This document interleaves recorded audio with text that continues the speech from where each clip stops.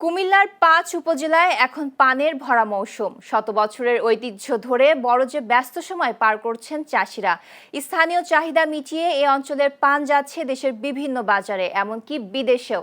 তবে উৎপাদন খরচ বৃদ্ধি ও সরকারি সহায়তার অভাবে সংকটে পড়েছেন অনেক চাষি। সম্ভাবনাময় এই খাত টিকিয়ে রাখতে প্রয়োজন কার্যকর উদ্যোগ। কুমিল্লা থেকে সহকর্মী রাজীব সাহার পাঠানো তথ্যচিত্রে দেখুন প্রতিবেদন।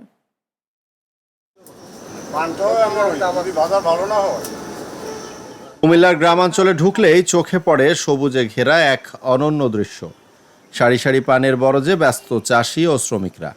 চান্দিনা, দেবিদ্বার, বড়ুরা, বুড়িচং ও মুরাদনগরের অনেক পরিবার প্রজন্মের পর প্রজন্ম ধরে জড়িয়ে আছে পান চাষের সঙ্গে। প্রায় ১০০ বছর ধরে বাণিজ্যিকভাবে চলে আসছে এ অঞ্চলের পান চাষ।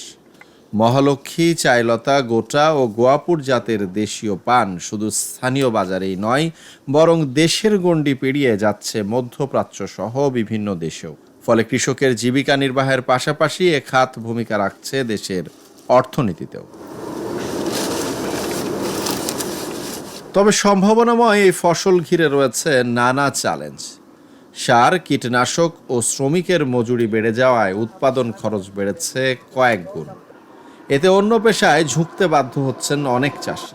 আমরা পান চাষ করি যে তেমন আমরা সুবিধাজনক পাই না, উচিত পয়সা পাই না, এবং কি আমরা চলাফেরা বহুত কষ্ট হয়। যে পানটা বিক্রি হতো 50 টাকা, এখন আমরা সেটা বিক্রি হলো 5 টাকা বিঘা, 5 টাকা, এবং বদলার দাম কিন্তু কম না। 1000 টাকা করে ডেইলি রোজ দিতে হয়। পান চাষ করতেছি আজ প্রায় 30 বছর যাবত।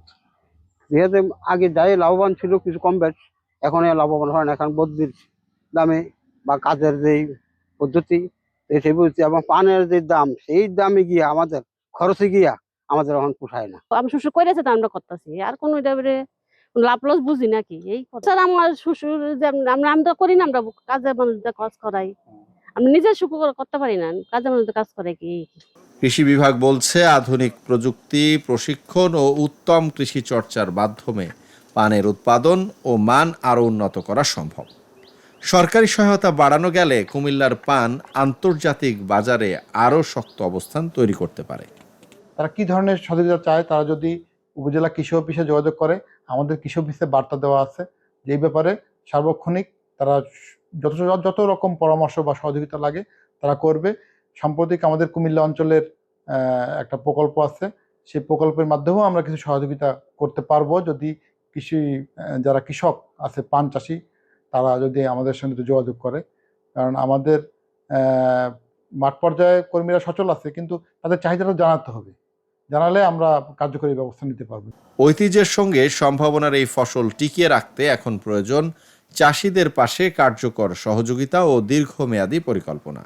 চলতি মৌসুমে কুমিল্লায় ১১৬ হেক্টর জমিতে পানের আবাদ হয়েছে। রোগবালাই ও প্রাকৃতিক দুর্যোগের প্রভাব না থাকলে বছর প্রায় ৫৮ কোটি টাকার পান উৎপাদনের সম্ভাবনা রয়েছে। Channel S news desk.